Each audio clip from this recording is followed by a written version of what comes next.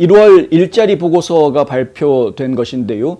이 노동부에서 오늘 발표하는 1월 일자리 보고서는 원래는 상당히 일자리가 줄어드는 것으로 원래 계속 늘어나는 추세였었습니다만 사실은 늘어난다는 표현이 정확하지는 않습니다. 왜냐하면 지금 이 그래프에서 보시는 것처럼 팬데믹 때 완전히 떨어졌던 일자리 숫자가 셧다운했기 때문에 생긴 문제였죠. 계속해서 회복되는 중이었습니다. 이것이 계속 회복 일변도로 오고 있었는데 갑자기 꺾여서 마이너스가 됐다라는 임시 보고서가 있었습니다. 저희 이틀 전에 이것에 대해서 보도를 해드리면서 이번 금요일 노동부가 발표할 때 마이너스 일자리 성장을 보고하게 될 것 같다라는 예상을 전해드렸었는데 오늘 노동부가 발표한 것은 완전히 깜짝 발표였습니다. 예상을 급 반전시키는 플러스 46만 7천 개가 만들어졌다. 일자리가 더 늘어났다라는 발표가 나왔습니다. 상당히 우울하게 예상했던 것에 비해서 놀라운 반전, 고무적인 신호다. 뭐 이런 평가들이 지금 나오고 있습니다. 노동통계국에서는 지난 2달 동안의 일자리를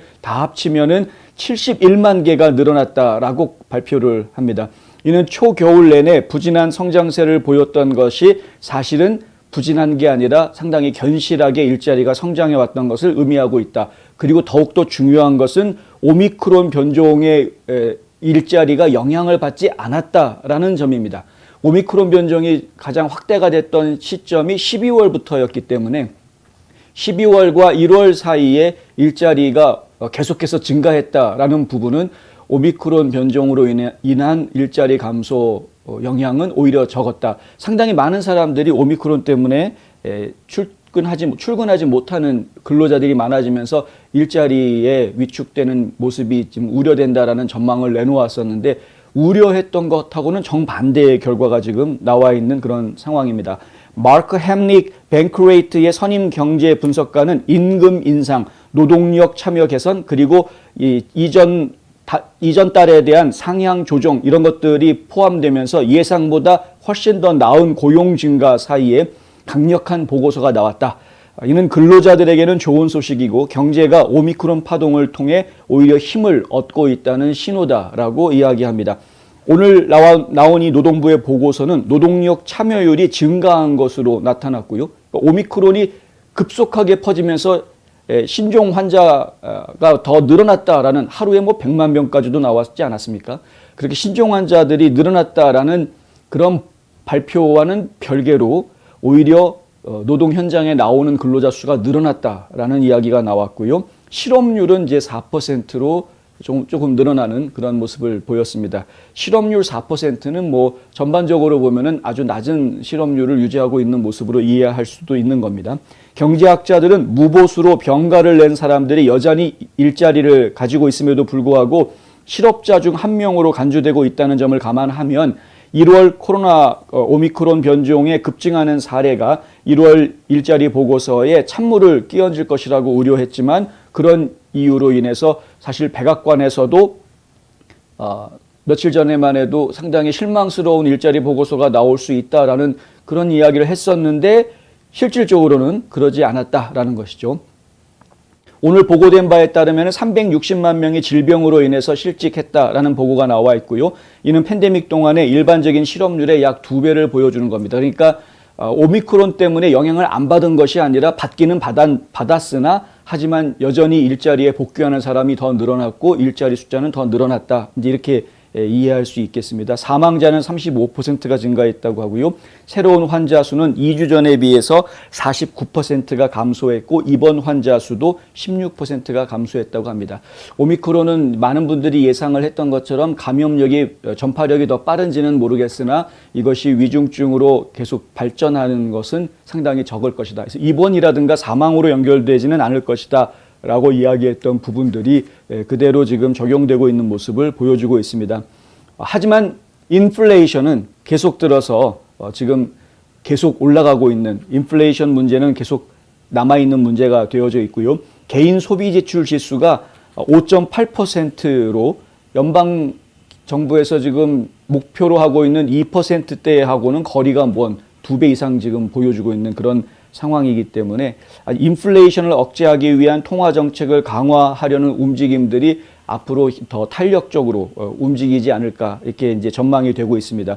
연준에서는 소비를 장려하기 위해서 팬데믹 동안에 이자율을 제로 금리로 해왔었습니다만은 이제 테이퍼링을 3월까지 끝내고 3월부터는 이제 기준금리를 인상하겠다라는 이야기를 해놓았죠. 올 한 해 동안 5번에서 6번 정도 금리 인상이 있을 것이다라는 전망이 나오고 있습니다. 이것도 처음에는 올 한 해 동안 3번 정도 금리 인상이 있을 것이다라고 이야기가 되어졌던 것인데, 그래서 보통 한 1% 정도의 기준금리 인상이 있지 않겠느냐, 뭐 이렇게 전망했던 것이었는데, 근데 시간이 지나면서 금리 인상하는 횟수가 더 많아질 것이다라는 이야기들이 점점 탄력을 받고 나오고 있습니다. 지금 현재는 이제 5번 내지 6번, 그러니까 6번이라는 숫자까지 지금 나와 있는 상황인데요. 6번 금리 인상을 한다라는 이야기는 결론적으로 이야기하면 1.5%에서 2% 정도의 금리를 올해 말까지는 올릴 수 있다. 기준금리를 그렇게 올리겠다라는 겁니다. 기준금리가 1.5%에서 2% 정도로 올라가게 된다고 하면, 그러면은 실제 시중의 모기지 금리 같은 경우에는 한 5, 6% 정도가 더 올라가게 되는 그런 상황이 됩니다. 지금 만약에 집을 구입하셔서 모기지를 내시는 분들이 한 4%, 4.5% 정도의 연 이자를 내고 계시다고 하면, 고정이자가 아니라 변동이자로 그렇게 하고 계신 분이라면 조만간에 올해 안에 그 이자가 10%를 넘어가는 상황이 발생할 수도 있다라는 이야기입니다. 상당히 큰 어려움이 있을 수도 있기 때문에 하루속히 고정금리로 바꾸시는 게 당연히 좋으실 것 같고요. 한편 전국노동권위원회의 마크 믹스는 워싱턴 이그제미너에 기고한 글에서 이런 이야기를 합니다. 일할 권리가 있는 주가 훨씬 더 빠르게 일자리 회복세를 보이고 있다. 이런 이야기를 하는데요. 상무부와 노동부의 최근 업데이트된 자료들을 보면 2010년부터 2020년까지 일할 권리가 있는 주와 일할 권리라는 건 이제 right to work라고 그래서요. 일할 권리가 있는 주. 이런 주들은 노동조합에서 이렇게 원천징수, 회비를 월급에서 원천징수하는 것을 금지하게 돼 있습니다. 그래서 이제 노동자들이 노동조합이 생긴다고 하더라도 거기에 회비를 내고 안 내고를 본인이 알아서 내게끔 그렇게 법을 규정하고 있고요. 예, 그리고 이제 사측하고 노동자 간의 이 중간의 협상을 노동조합이 가로막을 수가 없게 돼 있습니다. 일할 권리가 있는 주는 이제 그렇습니다. 그래서 언제든지 노동조합이 있다고 하더라도 일할 권리가 있는 주에서는 노동자가 직접 사측과 직접 상담하고 이야기할 수 있게끔 그렇게 해주고요. 노동조합에서 파업을 하더라도 동참하지 않아도 되게끔 그 일할 권리를 말 그대로 인정해주는, 그것이 바로 일할 권리주의입니다. 이런 주들을 갖다가 보통 이제 노동권주 이렇게 표현을 하기도 하는데요. 이렇게 노동권이 보장되는 그런 주들과 그렇지 않은 주, 그러니까 의무적으로 노동조합을 갖추도록, 일정 규모 이상이 되는 회사들은 의무적으로 노동조합을 만들도록 하는 그런 주들 간의 사이에 보면은 일자리가 늘어나는 숫자가 2배 정도 차이가 난다. 이런 이제 통계가 나와 있다라는 것이죠. 이것이 2010년에서 20년 사이 그러니까 지난 10년간의 통계를 보면은 이제 그렇게 나와 있다. 그런데 이것이 지난 10년으로 끝나는 것이 아니라 앞으로 10년도 결국은 이러한 영향을 받게 될 것으로 전망된다. 뭐 이런 이야기들을 지금 하고 있습니다. 바이든 대통령은 오늘 백악관에서 1월 일자리 보고서에 대한 브리핑을 하면서 자기 자랑을 아주 열심히 했습니다. 오랜만에 칭찬받고 싶었던 모양입니다. 자신의 선거 캐치프레이즈 중에서 하나였던 바이 아메리칸 정책이 통했다. 이렇게 아주 자랑을 했습니다. 바이 아메리칸 정책이 먹혀서 미국 경제가 지금 되살아나고 있다라는 강력한 신호를 지금 1월 일자리 보고서에서 좀 보여주고 있는 거다.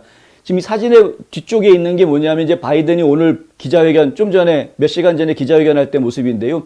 여기 역대 대통령들의 이름을 밑에다 쭉 적어놓고 일자리를 첫 1년 동안 몇 개를 만들었는지 그거를 이제 막 이렇게 비교를 하는 그런 모습을, 역대 대통령들이 일자리 몇 개 만들었는지 비교를 하면서 자기가 가장 많은 일자리를 만들었다라고 자랑하는 그런 상황이 좀 있었습니다. 근데 저는 이걸 보면서 진짜 막 웃을 수밖에 없었는데, 왜냐하면 아까 처음에도 말씀드렸지만 팬데믹 때문에 일자리가 이렇게 뚝 떨어져서 1,몇백만 개가 일자리가 사라졌다가 다시 복원하는 과정이었습니다. 그러니까 셧다운 해가지고 가게 문도 닫고 하기 때문에 나갈 수도 없고 이렇게 집에 있어라 이런 상황이었기 때문에 일자리 숫자가 확 줄어들었다가 다시 이것이 이제 풀리면서 다시 일자리들이 다시 생겨났다라고 얘기하는 게 아니고 이제 복구된 것이죠. 복구된 것인데 아직까지도 지금 여기 숫자 보시면 아시겠지만 요 숫자하고 여기 처음에 팬데믹이 터지기 전에 일자리 숫자하고 아직까지도 좁혀지지 않은 차이가 이 간극이 있습니다. 이것이 지금 대략 한 400만 개 정도 일자리가 아직까지 복구가 덜 돼 있는 겁니다. 그러니까 트럼프 시절에 가장 일자리가 많이 만들어졌던 때하고 비교하면 오히려 적은 겁니다. 그럼에도 불구하고 트럼프는 일자리가 줄어들었다라고 표시를 하고요. 그리고 나는 일자리가 이만큼 늘어났다. 이 바가 바이든 바인데 바이든은 일자리가 이만큼 늘어들었다. 그리고 트럼프는 오히려 일자리가 줄어들었다고 마이너스 그래프를 그려놓는 그런 그래프를 그려놓고선 자기 자랑을 막 하는 모습을 보았습니다. 제가 참 한심하다. 근데 이런 식으로 하면 안 되죠. 예. 아무리 트럼프를 미워한다고는 하지만 이런 식으로 하면 안 되죠. 하여간 참 갑갑한 이런 걸 또 보고서는 믿는 그런 또 국민들이 나올까 봐 저는 걱정이 돼서 이 숫자들 이야기할 때는 좀 정확하게 얘기했으면 좋겠는데 하여튼 지금 바이든의 보좌관이 누군지 정말 한심하게 짝이 없는 저런 그래프들을 만들어 놨다.